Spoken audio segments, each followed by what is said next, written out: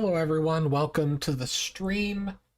It's not going to be very long, but a while back I did a video where I talked about how there are historians that sometimes will use different dates for World War II compared to the traditional ones of 1939 to 1945.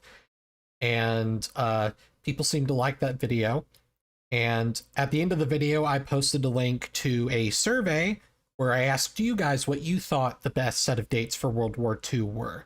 And we got 4,000 of your answers, just about over.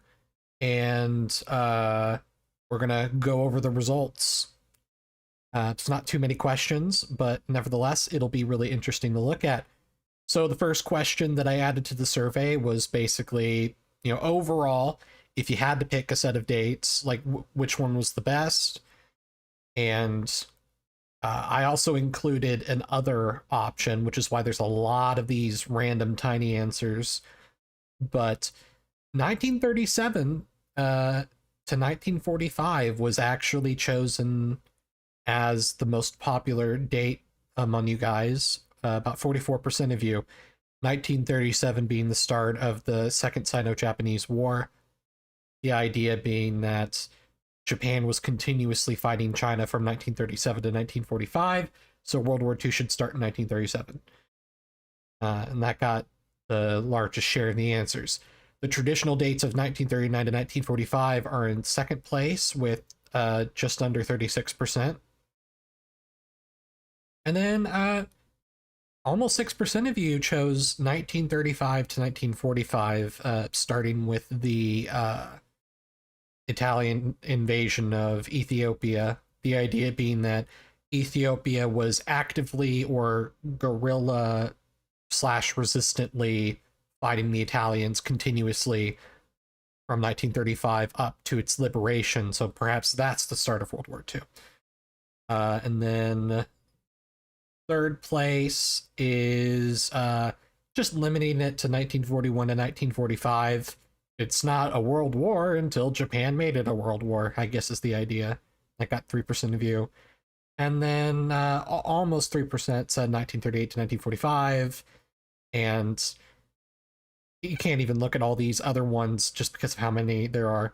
So some people thought that the whole second 30 years war of like saying that both world wars should be included together, that got a small amount of you. 1931 to 1945 had a couple. I will say, I did get a lot of comments about the idea that World War II started with the Japanese invasion of Manchuria in 1931, and I almost included that in my video, but I left it out thinking that I didn't necessarily need to include it because someone's always going to say like, oh no, it really started with Czechoslovakia. No, it really started with Austria. It really started with China. It really started with Manchuria. It really started with Ethiopia. There's like hundreds of different starting dates because there were, dozens of times that Germany, Italy, or Japan were aggressive against another country. So I thought I included all the main ones, but I had a lot of comments bringing up the 1931 one, but in the poll it only got 14 votes, so 1/3%, but still interesting. I can kind of look through the others, which most of these others get like 1 or 2 votes. Oh, what was that long one? 8,000 BC to 1990, 1 vote. 1940, yeah. So, a lot of goofy answers and jokes. I think World War II is the actual World War I, and World War I was just a European conflict for the most part, and since the Ottoman capital is in Europe as well as the Russians, I classify them as European.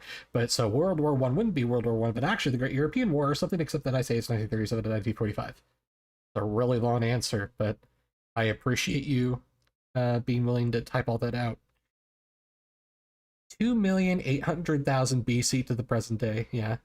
Oh, yeah, a lot of these are joke answers. Not to be that guy, but Japan and Russia are still technically at war to this very day, while the 1956 declaration saw both intending to establish a state of peace. An actual peace treaty was never signed due to an ongoing dispute over the Kuril Islands. Yeah. Lot of joke answers.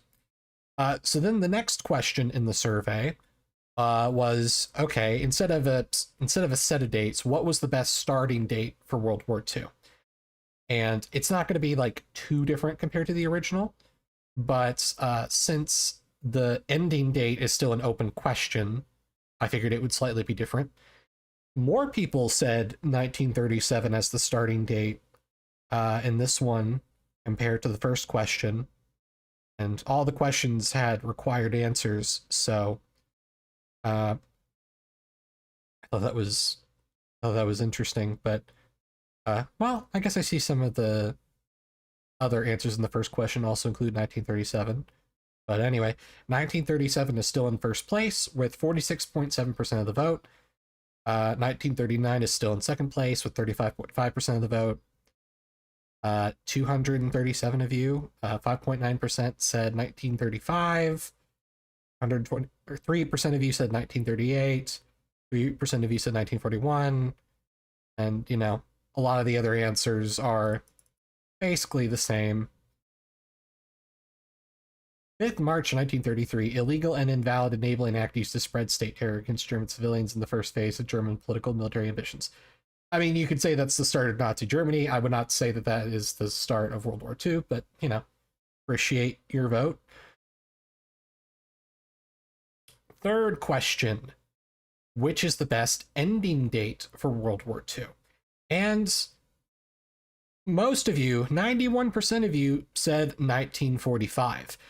And the idea of this is that, you know, some people would like to be technical and say like, oh, well, you know, the last Axis power didn't sign a peace treaty until 1947, for example. And so 3.5% of you said 1947. And then, you know, but Japan signed the Treaty of San Francisco in 1952. And then, oh, they made peace with Russia in 1956, although it wasn't a full peace, so maybe the war's still going on, blah, blah, blah, blah, blah. It really depends on, like, how much of a, like a smart aleck you want to be, really. 1974. Okay, so hear me out. Hiroo Onoda was fighting in the Philippines, Lubang to be more specific, when the war was over and Japan surrendered. However, Hiroo did not. He kept fighting in the Philippines, and when leaflets saying the war was over, he did not believe it, believing it to be Western propaganda or something like that, I don't know. He didn't surrender, and he and his buddies, who either died or surrendered, survived by stealing rice, fruit, grains, and etc., and he finally surrendered when his commandeering officer, Major Yoshimi Taniguchi, visited Lubang to relieve him from his duty, marking the end of his fight in Lubang, the Philippines, in the year 1974. And yes, this is a joke, I'm not being serious. Although, that is like a true fact that there were Japanese soldiers, like, thinking the war was still going on, fighting in certain jungles in Southeast Asia up through then. So, even though that's a joke answer, you know, it's partially based in truth. Rather, I should say it is based in truth. 2027 AD, World War II is still ongoing. This person said when the Chinese Civil War ended in 1949. That's an interesting take.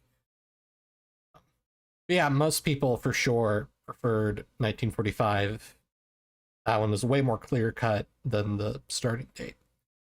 And then as the final question of the survey, should a war be dated based on, you know, when someone declares war until they surrender, or should it be more of when there's active fighting? And I only had 3 answers for this one. Most of you said only when there's active fighting. So even if there's not a peace treaty yet, if, like, you know, if the fighting is basically over, that should be when the war ends. So 55% of you said that. And then 35% of you said from declaration of war until official surrender. And, you know, I think it's going to be one of those things where, like, this answer, like, it makes the most amount of sense because that is when a war officially starts and ends. But sometimes, you know, they don't surrender for a long time. Sometimes they're just outright defeated and there is no surrender. Or maybe they have just an armistice that keeps going until today, like the Korean War. So it's understandable why like most people would choose only when there's active fighting. And then 9.3% of you said declaration of war until the official peace treaty is signed. Again, the distinction between surrendering versus a treaty that legally ends the war. So it was a short survey, but nevertheless an interesting one. Let's see. I got a £2 super chat from I can't believe YouTube allows really long names. Wow, insane. All right, he wants me to say something in monotone. Skibbity, skibbity, hawk tua, hawk in monotone. Or I guess he wanted me to say that monotone. Well, there you go. Skibbity, skibbity, hawk tua, hawk. Yeah. And then Charlemagne Mapping joined as a channel member. Thank you very much for becoming a channel member. We always appreciate that. Channel members can sometimes see videos early, and then they also get exclusive emotes during the live streams. So, yeah, all channel members are appreciated. They go towards keeping the channel going. So, thank you for that. But yeah, that's basically the survey. It was a short survey, but it's always fun to make these and to see how my audience thinks when it comes to these sort of things. A few extra things though. So I recently made another channel where I do stream on Twitch sometimes of just playing games, and a few people thought that I should have a channel just where I post just compilations of me playing games on Twitch. So if you find that stuff interesting, then by all means, you know, subscribe to this channel. You can see different clips of different games I'm playing. Like I did Pokemon Fire Red a while back. Here's some random Battlefront 2 clips. I do a few Flash games. So, you know, if that interests you, feel free to subscribe to that. And then the other announcement is a while back, I also had a survey where I mentioned like, oh, I used to make alternate history maps years ago, and then I stopped, but I thought it'd be kind of fun to do one again. And I had you guys vote on what scenario you wanted me to do. And it was the idea of Nova Scotia and New Brunswick joining the American Revolution. And I finally got around to making part 1 of that scenario on my extras channel. So for those of you who wanted to see that, you can go to the extras channel and check it out, and I will go ahead and post the link in the stream. You want to watch that right now? You know, it's nothing fancy. It's just something I'm making on the side and mainly for fun. But nevertheless, it's what you guys voted on, and I finally got around to making part 1, so you guys can now see all that and enjoy it.